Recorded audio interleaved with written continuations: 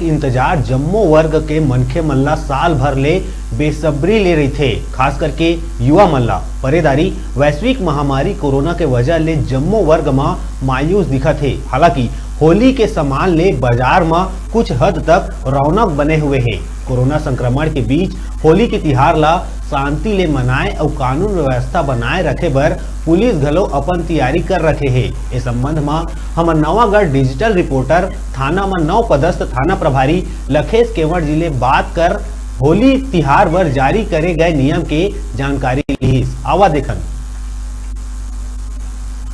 होली का त्यौहार है, होली का दुकान लगा हुआ है, तो किस तरह से संचालित कर रहे हैं क्या?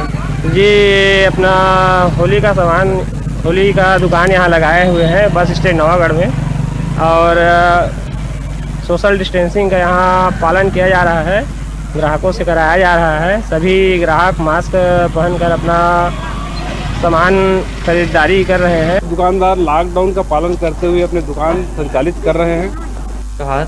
स्वागत है आप मन के न्यूज़ 36 छत्तीसगढ़ के आवाज़ में।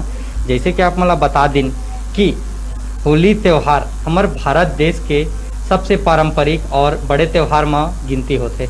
जैसे कि आप मतलब बता दिन कि आज नवागढ़ में कौन ढंग ले होली त्यौहार ला मनाया जाही और नवागढ़ में पुलिस प्रशासन द्वारा क्या व्यवस्था करे गए है, एक विषय में हमारे संग रोज बात करे बर नवागढ़ थाना से लकेश केवट जी जुड़त है। जी, स्वागत है आप मन के न्यूज़ 36 छत्तीसगढ़ के आवाज़ में। धन्यवाद। बता सर कि पुलिस प्रशासन के द्वारा अभी नवागढ़ में होली त्यौहार पर क्या कुछ व्यवस्था करे गए है? जैसे आप मन सब ला पता है, ये बार तो कोरोना के मार है, तो होली उस तरह से नहीं मना पाओ जिस तरह से हमन हर्ष उल्लास के साथ मनाते हैं।